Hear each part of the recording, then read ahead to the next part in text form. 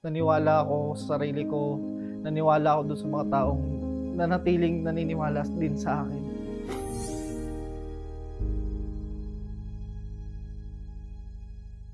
Ako si Manuel Dexter Nareto, 28 years old, content creator. Kung dati na-inspire ako dun sa mga gawa ng ibang tao, I think it's my turn na makagawa din ng something maka-inspire sa ibang tao.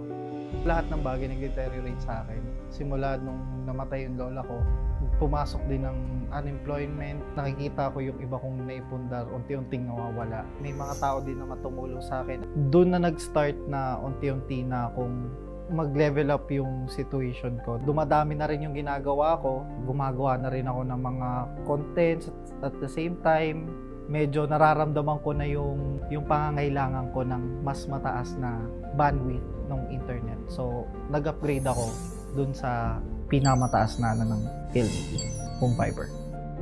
Simulat sa poll until sa present time, kasama ko sa journey, sa laban na to, yung internet provider na PLDT.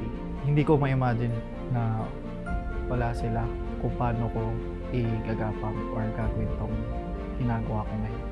Sobrang thank you.